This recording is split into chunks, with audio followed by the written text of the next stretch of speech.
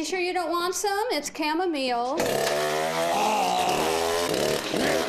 Listen, you are extremely terrifying. Just the scariest undead subhuman thing on TV, and I really mean that.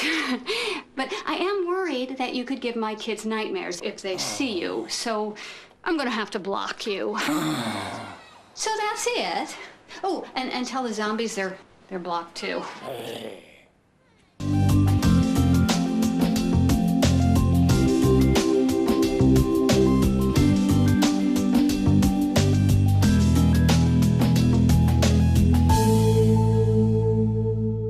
Hello and welcome to the Road to Recovery. I'm Tricia Farrar, CEO at the Recovery Center here in Lancaster.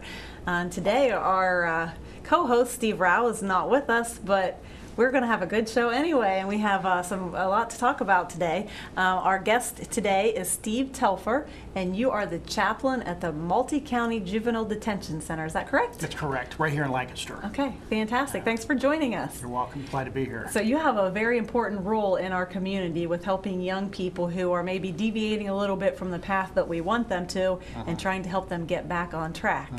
So could you tell me who comes to the detention center, who is served there, and why do they come there? Well, detention is short-term lockup, so it's anywhere from a few days to a few weeks to a few months. It's multi-county, and most of the detention centers in Ohio in the suburban and rural areas have many counties come. Fairfield County and Licking County send the most youth to the center. Okay. But we also have youth coming from Hocking County, Perry County. Also, Pickaway County sends youth there.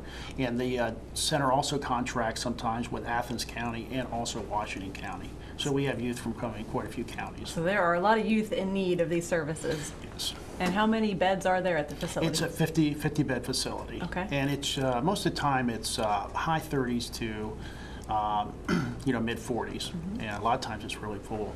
Okay, what kinds of things do these youth get into that cause them to have to come to the detention center? Well, they're all on probation with the juvenile court system. Most of them start usually with domestic disputes at home, unruly.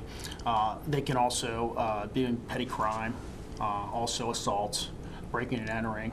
Generally, those are the issues that most of them begin to get in trouble with. But do you see that there are some underlying issues that perhaps aren't the main cause of them getting there, but well, obviously they're dealing with a very most of their home lives are very very challenging with their parents or guardians. Also, they and this is why you're doing this show, The Road to Recovery. So many of them are dealing with drug use as well, and a lot of times that was what will end them up in detention. Is they're not sent to detention for their initial charge with the court, but if they test dirty on a drug screen, the judge or magistrate will then send them in for a sentence in the detention center. That's pretty common. Okay, I see.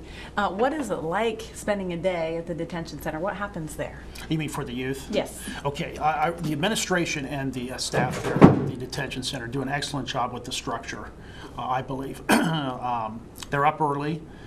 They do PT. They clean their cells, their pods.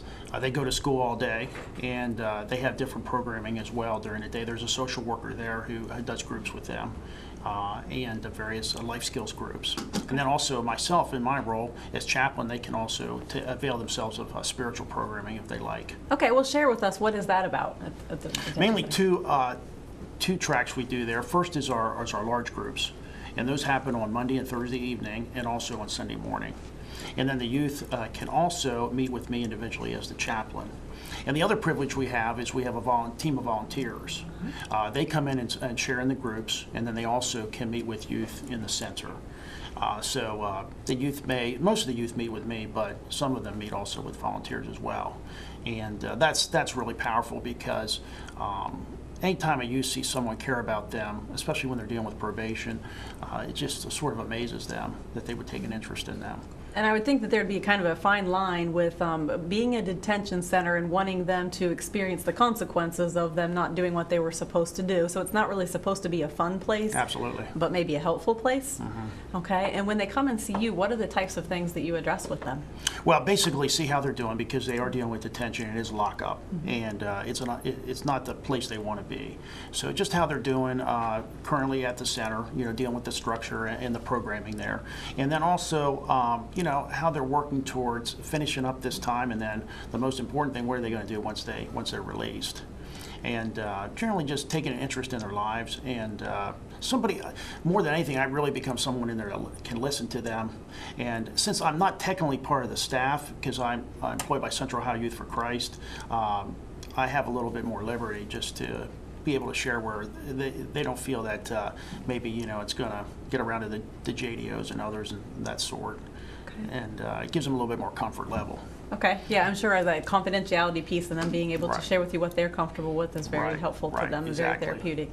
So my understanding is that typically, especially with a kid who's getting into trouble a lot, that they kind of have their guard up, a strong defense system, that they're not really willing to let people get close to them. But perhaps when they're depressed or experiencing a new environment, that they're more likely, their defenses are a little bit lowered, and they're more likely to open up and be willing to look at life in a different manner. Is that what you have seen? Well, yeah, I think that's a good point. They are certainly willing to talk about their situations, but your point about their defenses, they are really, really strong. And it's because these youth have been hurt so much. And it is difficult for them to be vulnerable because they just believe, are you going to be another person that hurts me? But I think with the right perspective and attitude, as you listen and as you talk to them, they are willing to open up, and they realize, hey, their life's not on the path they want to be on, and deep down they want to change. That the hardest thing is to get to that point. Yeah. So there is, I think, some more vulnerability there. At least to begin to open up that process, that's possible. And as you well know, with recovery, that's so key to begin to really, hey, can I start being honest with myself? Where I am and where I want to go. And believing that, wow, there's somebody here in my life who's really going to be there, even if they see the side of me that's not so positive. Well, and see that, of course, that's the tough thing in the sense that, hey, you're able to give them time while they're in there, but they need people in their lives that will be that consistent. And that's where, the programming, especially that are available in the community, where they can connect, hopefully, with someone. We're trying to do more of that, but it's a tough process, but it's an important one. It sure is. Because, they say with our ministry, we have found that, hey, it's when a young person sees someone that believes in them and they begin to believe that themselves, that begins to really create resiliency. And obviously, if they're dealing with any kind of substance abuse or addiction issues, that can lead to, hopefully, a recovery. So most people who are watching this show know some teenager who's kind of going through a challenging time or might have their defenses up, might not let people get real close to them. And that's, I think, really good advice for them, to let them know that if you continue to be there and let them know that even though they might mess up, that you still love them and care about them, that could be very helpful. Absolutely. And I would, my guess would be most people in Fairfield County probably know a youth that is on probation to some, as far as this population goes. Yeah. And, taking an interest some way, whether it may be just praying for them, or connecting with those parents or something, because most people know someone who's on probation. Or headed in that direction, that's right, unfortunately. That's right, yes. Exactly. Life can be challenging. And you mentioned spirituality. My experience with working with people in recovery is that most of us have some spiritual base. Maybe it's been kind of covered up for many years, but most people believe that there's something greater than themselves. And that can help, restore them to the person that they want to be, the spirit or guide that can be there for them. What is your role as the chaplain in helping people get to their beliefs? Well, obviously, that's my major role, is to address the spiritual dimension of their lives. And most of these teens do believe God exists or a higher power. So that's really positive. And like you said, it's determining what that's going to mean for them, especially as they're looking at their life, their circumstances, and if they're dealing with drug and alcohol issues, how that's going to fit in. Obviously, I try to point them to the 12 steps as much as I can. I don't get into it with them because I'm not a drug counselor, but just the concept of that higher power and how important that is to a recovery for those who are dealing with that. And most of these teens are. I mean, it's just off the charts, the percentages that are facing these kind of issues. Well, that's wonderful that you're helping them get back to that root that can help them and guide them. And I think that so many people feel so alone in their addiction or in their struggles that it's good for them to be reminded that there is a power greater than them that can help them. And like you said, it could be different for each person, but it can be very powerful for them. Yeah, and we really emphasize, the power of faith, hope, and love. If they can find those gifts that we believe are from God in their lives, that is just key. Yes, that's wonderful. You've also talked about giving back. What is the value of that for the youth that you're working with? Well, of course, I see that with my volunteers. Often they'll be in a group and, they'll tell the youth, hey, I'm not getting paid to be here, but I want to be here. I want to give back. A lot of them have come, similar to what you just heard from our last speaker. They've recovered themselves and they want to share that hope and that it can happen for them as well. And again, if you can get these young people to see that, hey, you can also be a contributor, just not a taker, and how the difference that could make in your life. Not only, certainly I think it's key to getting off probation. It's one of the key things. And some of them have to do community service, but a lot of times it's forced upon them, not something they're necessarily choosing. But if they can begin to give back, it can make all the difference in the world. That's true, and I think if they can find something that they really enjoy doing, absolutely, giving back can be pretty fun. Absolutely, so. And what's amazing is there's so many opportunities out there. If a teenager or anybody will just want to go for it. Yeah. Okay, great. So on top of getting back to kind of your spiritual roots and finding ways that you can give back to your community, if someone who is listening right now who's struggling with addiction or what direction to go in their life, what other guidance would you have for them? Now, are you talking about for that individual or sort of like for the parents? It could be either one. Okay. Yeah. Well, I really see the parents, don't give up hope. Pray. Start praying for your young person. Get other people to pray, and then connect with the services. There's so many services available, both public and private, that can be taken advantage of, and that are absolutely necessary as they're dealing with substance abuse issues, addiction issues. For the young person, it's what you said earlier. Just trying to see that, hey, they are a spiritual being, and that connection with God is just critical.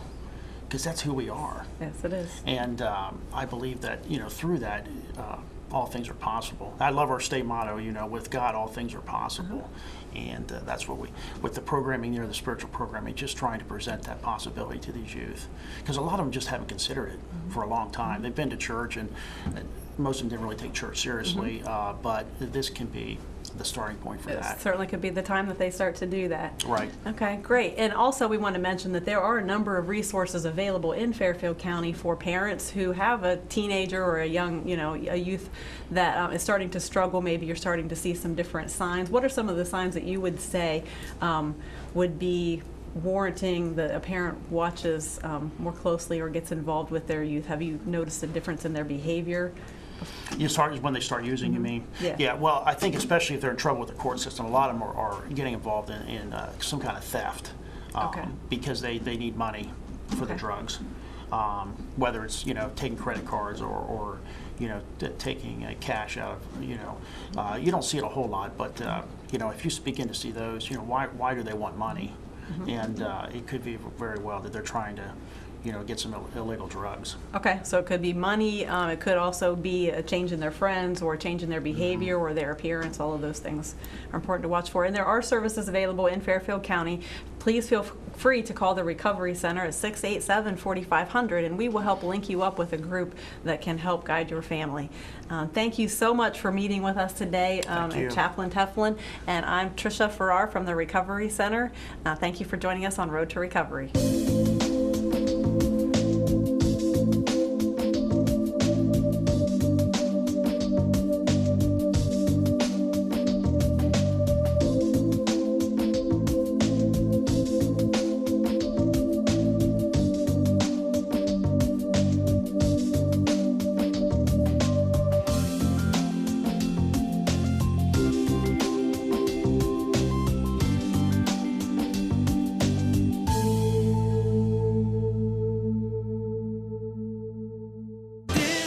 International presents the Very Merry Christmas Tour, featuring new song, Audio Adrenaline, Sidewalk Prophets, Jason Castro, and special guest Love in the Outcome. Share the gift of hope with your family and friends this season and enjoy one of Christian music's most beloved Christmas songs.